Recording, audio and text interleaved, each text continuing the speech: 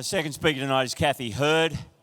As Cathie and Andrew came to the Central Coast 23 years ago to plant EV, and Cathie's been, of course, very active in EV ever since. Cathie's also the director of the Women's Coaching Network for Geneva Push. And Cathie, we're all yours. Thanks.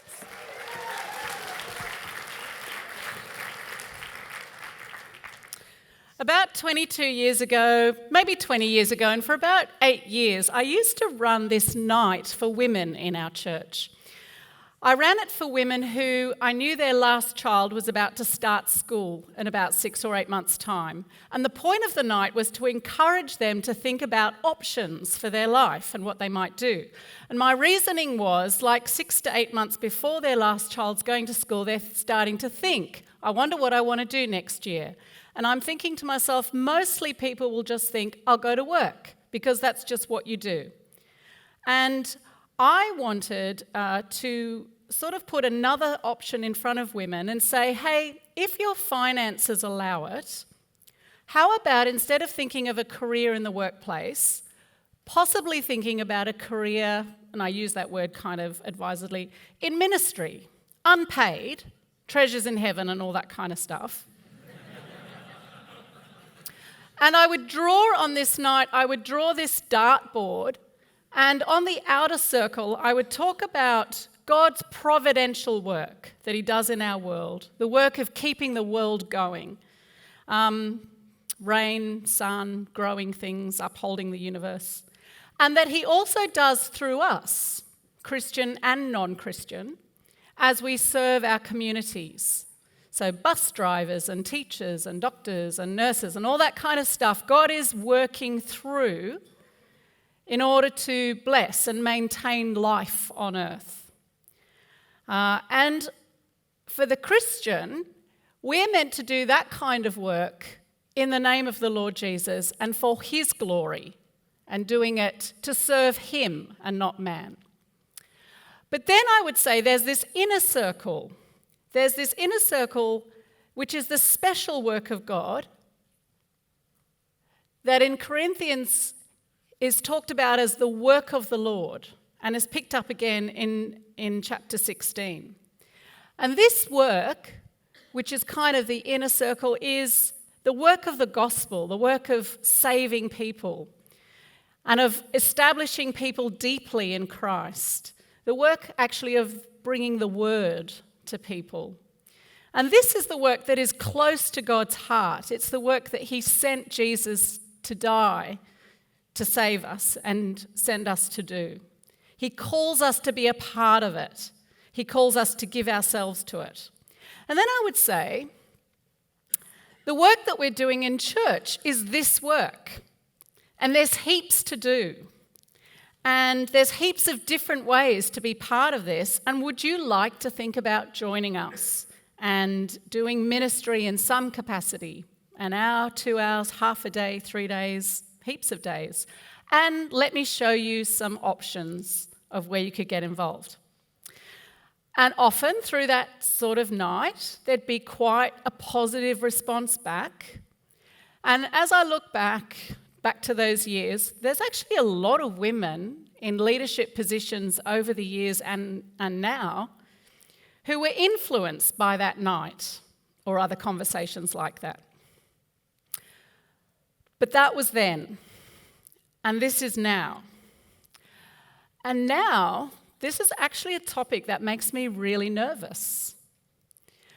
Now, if I talk to women about not joining the workforce and instead throwing themselves into ministry in our church, often the response is annoyed, defensive, offended. And the year came when I felt too nervous to run that night. Am I right in thinking that, like in the last 10 years or so, there's been this big seismic shift in our culture and in the way women think? I can't quite put my finger on it, but I feel like women that I'm talking to now in their 20s or early 30s, the mindset is really different. The mindset has changed. They've come out of a very different culture.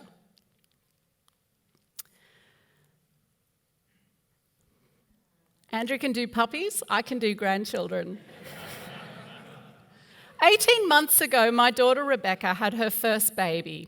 So this is Neve at 2 weeks old, and Rebecca was telling me that she got asked this question at this stage, 2-week-old baby, at least once a week. When are you going back to work? And she said it wasn't just coming from a place of, I'm curious. The tone was kind of more, and you should be. And then when she answers, I'm not sure if I really want to, there's shock. And the assumption is, wow, you must be either really lazy or very, very rich. It's actually now emotionally hard for women to not get in the paid workforce. It's now anti our culture. It's now almost morally not the right thing to do, to not go to work. And so mobilising women for ministry in this environment, I think it's become fraught. It feels like a dangerous topic to talk about. And here's the thing, I think we are seeing a tragedy unfolding in front of us. Think about it. Women since the time of Jesus and the apostles and Paul, they've been involved in gospel growth. In every generation through our whole history, women have been the backbone of the gospel going forward. For centuries, it's been women who have been able to give hours and hours of time, of ministry time to church. Now, I feel like we're looking down the barrel of a future where this is starting to slip away from us. I feel like we're losing a generations of women to the paid workforce, and some of them we didn't need to lose. They don't particularly want or need to be there. And it's like all that skill, that knowledge, that time, that energy, that capacity to reach our communities to the gospel, that's lost from our churches. And I think we're not getting out there quick enough or with enough urgency. We're not doing enough to help women have a different mindset, to know how to think differently about this.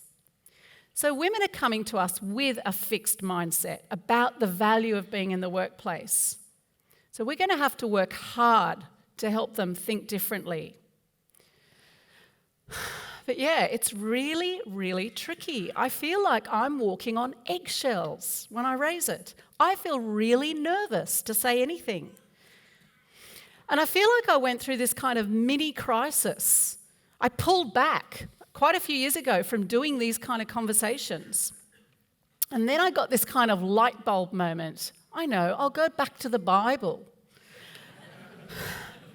And I'll look again at what it says and what it doesn't say, because then that's safe. I'll know what's true. And so, the Bible doesn't say, ministry good, work bad. Doesn't do that. Doesn't say work is morally wrong for women to pursue. And I know that. I did wonder, did I get heard saying that? Like I might have. The Bible says there are good reasons to work. A good reason to work is to provide for your family. A good reason to work is not to be a burden on others. A good reason to work is so that you can give to others. A good reason to work is to not be lazy. And for women who have a family, you already have a work. And there's gospel freedom in how all of this looks, how we work out these responsibilities. Getting my identity, my value, my worth, needing to fulfill my potential, having to use my skills to the fullest, they're not biblical reasons for going to work. So, when I'm talking to women, they're all going to be different. Some will be working because they have to. Some will be working because they want to. Some will be working because they are getting their identity and value from work. And some are working and wish they didn't have to and could do more ministry.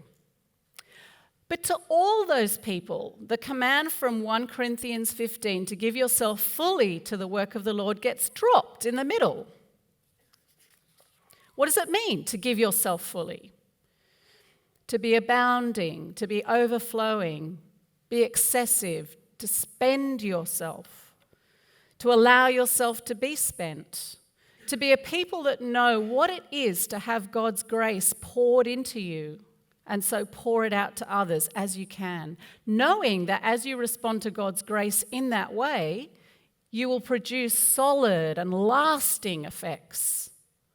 So all of us need to be leaning into doing gospel work as much as we can. And there's gospel freedom in how that looks. Some of us may have the opportunity to structure and construct our lives in such a way that we can do more than another person might. Okay, so where have I ended up? Confident. We have something amazing we can offer women. Something that beats all work, hands down. Something meaningful in the most profound way. A work that lasts into eternity. Ministries done in church are a significant place where people can do this work of the Lord. And some women are in a place where they can construct their lives in such a way that they can do more of this work. Okay, so how do we mobilize these women? Recently, I did a survey to about 20 or so women in our church and across our country, where I asked them, what got you into ministry? What's kept you going, doing a lot of ministry? Number one was having conviction. Number one for these women, all the answers coming back. Number one, it was knowing that this matters to God. It was knowing that they could contribute in direct ways of God's work, of saving people, making and growing disciples, and knowing that this is what we are called to. That impacted them deeply. Now, at this point, I sort of think, I've got so many examples of these women. I'm going to give them to you. Emma, Heidi, Karina, Brooke, Tamara, Sarah, Roz, Leslie, Megan, Nicole, Kate, Kim, Anne, Bethany, Leanne. I'm going to tell you all about them. And then I thought, that's just talk. Why don't I get a live one up? So I've asked Mel to come and share.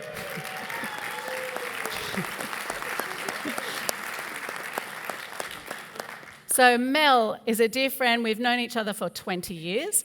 And ministry work, that's been a thing you've had to work up. Can you give us your story? Sure. Hi, everyone. So about 15 years ago, I had the wonderful privilege of being able to be involved in our women's ministry. My children were much younger. I had 2 at home. And so I would come along every Wednesday and run a small group. And I also had the oversight of the women's groups in my congregation. And so I would meet with the women, the Bible study leaders, also 2 other days a week from time to time. So I was pretty busy with that, loved it, very thankful to God for that opportunity.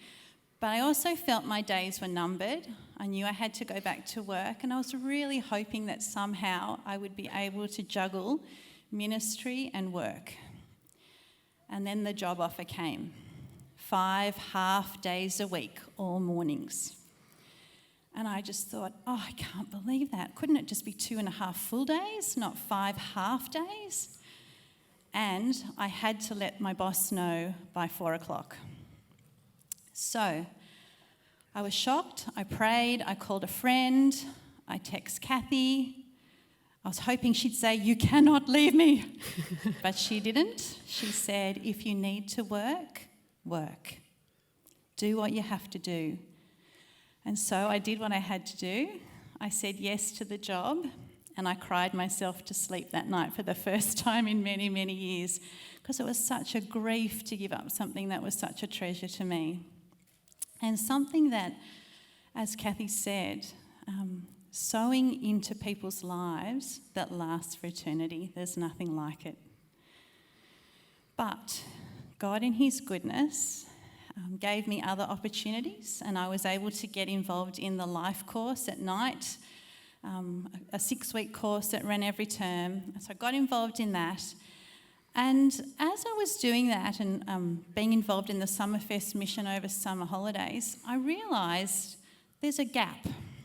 We actually need a life during the day, because there are so many women and some men who would love to keep looking into the things of Jesus, but, I can't come out at night. My husband doesn't get home till 8 p.m.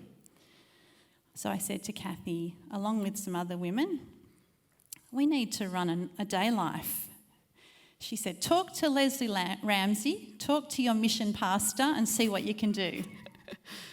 And so we did it. And it has just been the greatest of joys to be involved in.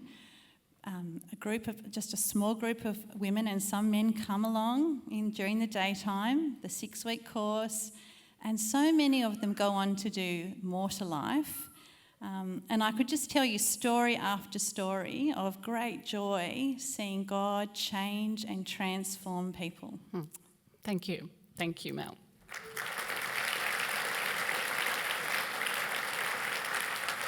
In our churches, we need to grow this conviction. Secondly, mobilising women. Nothing beats being asked. Personal invite. We need to ask people to do things. Knowing that someone thought I could do this and wants me to do it is immensely powerful. But it might be that being asked once isn't enough. Sometimes you'll ask and people will say no. But they just might have needed time to get used to the idea, time for the conviction to grow. So ask, and not just once. Be patient, be gentle, no pressure, but give people time. We need to ask. We need good options. So if you did have a bunch of skilled, motivated women in your church say, yes, I want to do ministry, do you have places to put them? Do you have ministries to offer them? What could you offer them? Running women's groups, running kids' ministries, that is critical. But what if you're not good at that? What else have you got to offer them? One of the things I love about the team pastoring model and the purpose model is that it does give such a breadth and variety of ministry opportunities for people. Lots of platforms for people to do ministry. Lots of platforms for women to be in leadership positions. Have you got good options? Number 4, purpose and structure. Something women love about going to work, apart from the money, is structure. One of the hardest things about being a mum is how purpose, structure, and meaningfulness seems to just disappear. And so I think if we're going to ask women to make sacrifices, make major life changes, and come into a fuller involvement in our church ministries, we can't then be sloppy with their time and with that sacrifice. We need to be clear with what the role is. What is it they're doing exactly? How will they achieve it? And we need to put in place meetings and structures and supports to make sure it's run well. Relationship. It's hard to keep doing your job if it's lonely. Most women work better if they're working in relationships. So where are the meetings where she can brainstorm and troubleshoot and get ideas out there? Where are the meetings where she can be influenced and where she can develop in her role? Let's feel the urgency and turn the tide around. Let's pay attention to those 5 things. So here was my talk. I'd written this by last Monday. Then on Wednesday, I had a meeting with 4 leaders that I work with, and they're leaders of leaders. Between us, we look after about 200 women in the day groups, and this very topic came up. We were sitting around reflecting on the fact that in our day groups, we were missing the 30, 40, early 50-year-olds, and it was being a problem. And then one of the girls in the group said to me, "Hey, didn't you used to run that night years ago?" And I went, "Oh my goodness, yes, and I'm about to do a TED talk on it. Let me practice it on you. Here's how it goes." And this is where it goes. I'm too nervous to do that night. And she said to me, "Well, what's the message you would give?" And I went, "Okay, if you can, would you give yourself to more ministry in our church? We've got heaps you could do. If you can't, that's okay. All of us need to serve God where we are and the way we can." She said, "We can say that. Let's write a list of women we think we could invite to a night like that, who we think might pick this up. Let's not make it this huge thing. Small, intimate, really lovely, dinner, dessert. Let's do it next term.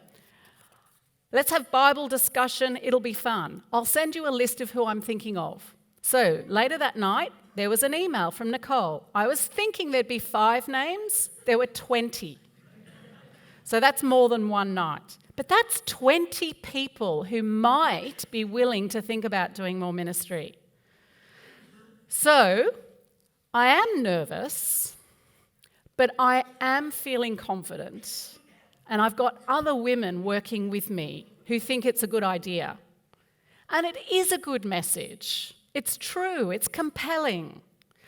And I'm going to be careful. There are good reasons for women to be in the workplace. And doing ministry does come in all shapes and sizes. But we need to have many women who can do more ministry, not do less. God has called us to give ourselves fully to the work of the Lord as we can, where we can. And women have been doing it for centuries. Let's not be the generation that loses it.